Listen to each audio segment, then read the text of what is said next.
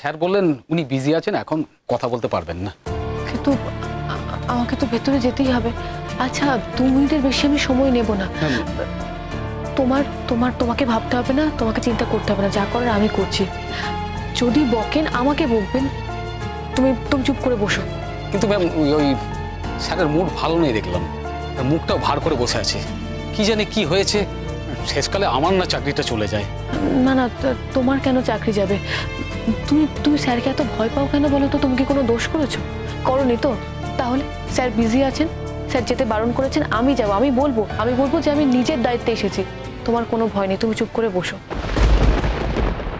আরে মোহর, কোথায় যাচ্ছ? আমার স্যারের সাথে একটু প্রয়োজন আছে। সে কি, তুমি ক্লাস করবে না? না স্যার, আজ আমার ক্লাস করাটা হবে না। আমার শঙ্কর স্যারের সাথে একটু প্রয়োজন আছে। সে কি মোহর, তোমরা তো হাজব্যান্ড ওয়াইফ, এই প্রয়োজনটা বাড়িতে মেটালে হয় না? তার জন্য ক্লাস কামাই করতে? না, আমি তোমার টিচার বলেই কথাটা বলছি। আর কি বলতো, রাহুল না স্টুডেন্টদের ক্লাস কামাই করা একদম পছন্দ করে না। আমার স্যারের সাথে কিছু প্রয়োজন আছে, আর তারপর যদি রাহুল স্যার আমাকে ক্লাসে অ্যালাউ করেন আমি যাব। সে আবার কি কথা, অ্যালাউ করবো না কেন? আচ্ছা ঠিক আছে, তুমি এসো তোমার মতন করে, আমি না হয় আবার প্রথম থেকে একবার পড়িয়ে নেবো, কোনো অসুবিধে নেই। আমি না হয় আগে থেকে পড়িয়ে নেবো, কিন্তু তুমি না এলে মানে আমার ক্লাসে ঠিক ভালো লাগে না।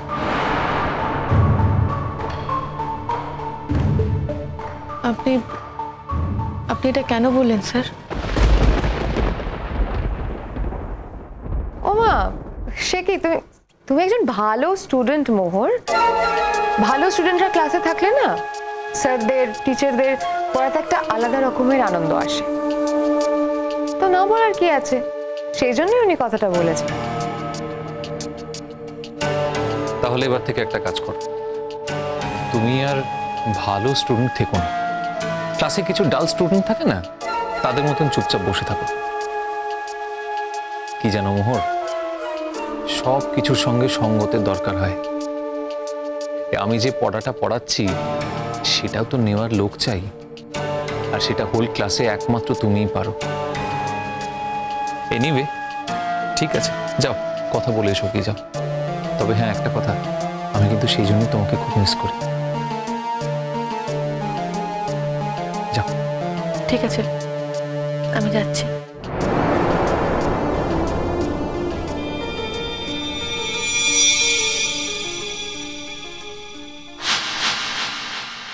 আজও আমি সত্য বলবো, সত্যি কথাই বলবো। দেখো ঈশান, তিতির যা পারে তুমি তা পারো না। তার কারণ তিতির মার ক্ষমতা ঈশ্বর প্রদত্ত।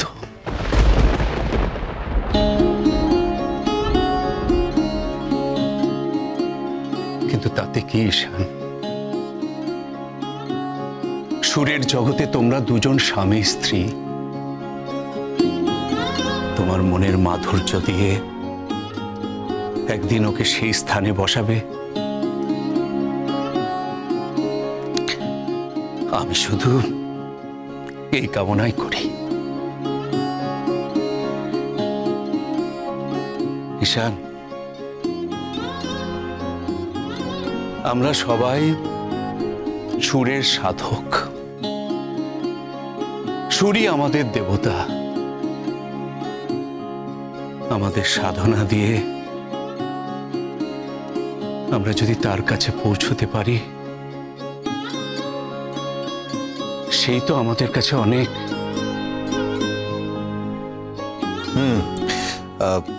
ঠিকই তো। আমার মনে হয় এই কনফারেন্সে আমার বাজিয়ে কোনো লাভ নেই। সবাই তিতিরের বাজনা শোনার জন্য বেশি আগ্রহী। মানে সেরা বাজনার সাথে অন্যরকম বাজনা বাজিয়ে কোনো লাভ হবে না, মানে দরকার নেই সেটার। সুতরাং গুরুজি, আমি বলছি যে এবার না হয় তিতির ঈশান নয়, শুধু তিতির বাজাক। তোমরা দুজনে কি ঠিক করেই এসেছো যে আমার উপরে কথা বলবে? তাহলে আর আমাকে গুরুজি বলে ডেকো না।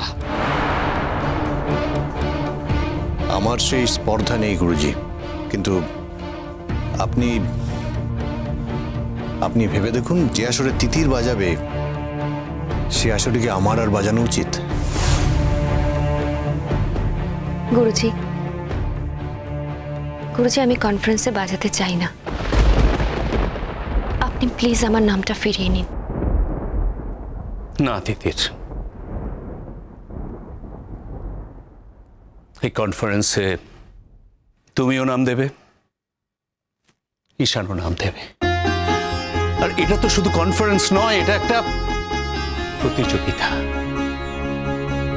এখানে 3টে আসন আছে, আর আমার স্থির বিশ্বাস ঈশান একটা আসন পাবেই।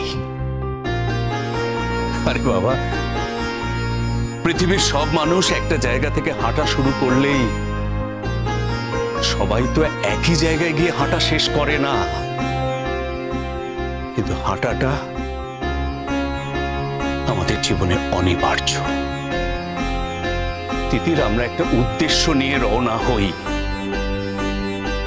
কেউ আগে পৌঁছই, কেউ পরে, কেউ শেষ পর্যন্ত পৌঁছতে পারে, কেউ পারে না, কিন্তু তার মানে তো যাত্রাটা মিথ্যে নয়। তিতির বিটিয়া, আর কখনো এমন কথা বলো না। আমি আবারও বলছি গুরুজি, আমার কনফারেন্সে বাজাতে আপত্তি আছে।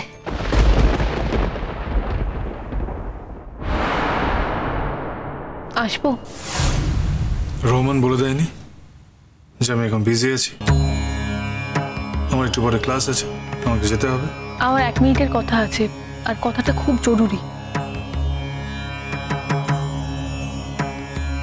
তুই জানি তোমার সাথে আমার কোনো ইম্পর্টেন্ট কথা নেই। আপনার না থাকতে পারে, আমার আছে। শোনো মো, তুমি এরকম করে চেম্বারে চলে আসবে না। আমি রহমানকে এতবার করে বারণ করে দেওয়ার পরেও তুমি জোর করে আমার চেম্বারে এভাবে ঢুকে পড়তে পারো না। আই ডোন্ট লাইক ইট মোর। তুমি যদি মনে করো তুমি আমার স্ত্রী, আর সে স্ত্রী হিসেবে তুমি এটা সুযোগ নেবে, সেটা কিন্তু হবে না। এখানে তোমার একটাই পরিচয়, তুমি স্টুডেন্ট। একজন স্টুডেন্ট হিসেবে স্টুডেন্টের আইডেন্টিটি রাখার চেষ্টা করো। তুমি বেসিক নিয়মগুলো জানো না, বেসিক রুলগুলো জানো না? তোমার তো ভুল হয়ে যায় কেন বারবার? না, তুমি বারবার স্ত্রীর ডিমান্ডটা এখানে ফলাতে চাইছো কেন? তুমি হঠাৎ করে আমার চেম্বারে চলে আসছো। কই অন্য কোনো স্টুডেন্টের তো এত সাহস হতো না।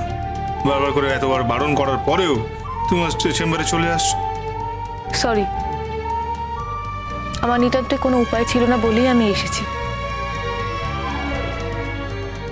বলছি, শোনো না, শোনো না তো, তুমি প্লিজ প্লিজ বাড়ি ফিরে চলো না, প্লিজ চলো না। হোয়াট? দেখো, আমি তো তোমার সূত্রে ওই বাড়িতে থাকি। তুমি যদি ওখানে না থাকো তাহলে আমার তো থাকার কোনো মানেই হয় না। তুমি আমার সূত্রে ওই বাড়িতে নেই মো। তুমি ডক্টর অদিতি রায়চৌধুরীর সূত্রে ওই বাড়িতে থাকতে, তাই অনেক আগে থেকেই তুমি ওই বাড়িতে থাকতে। তাই জন্য এই অবান্তর কথাগুলো বলার কোনো প্রয়োজন নেই। এখনো আমি তোমার স্ত্রী। আমি যদি কোনো ভুল করে থাকি আমাকে শাসন করো, কিন্তু তুমি প্লিজ প্লিজ আমার সঙ্গে বাড়ি ফিরে চলো। কেন? বাবা মা ব্লেম দিচ্ছেন? আচ্ছা ঠিক আছে, আমি না ফোন করে বলে দেবো তোমার কোনো দোষ নেই। Live your own life. তার মানে তুমি আর বাড়িতে আসতে চাও না?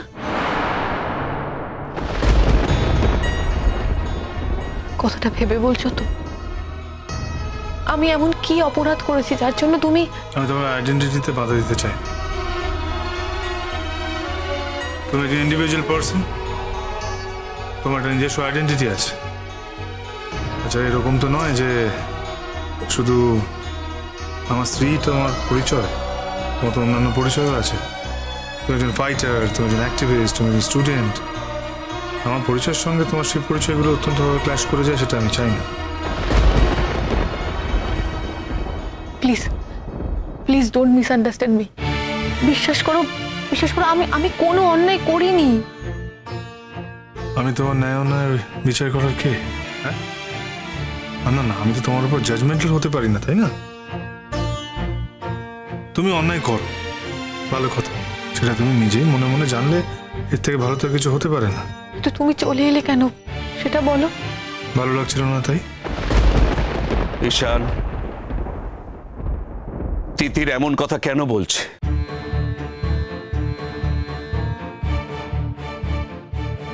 তুমি জানো কিছু বেটা? আমি কি করে জানবো? আমার তো জানার কথা না গুরুজি। আপনি চিরকাল যেরকম বলেছেন আমি সেইভাবেই চলেছি। তিতির অনেক প্রতিভাময়ী, তাই হয়তো সে সোজা পথে বাধা পথে চলতে চায় না।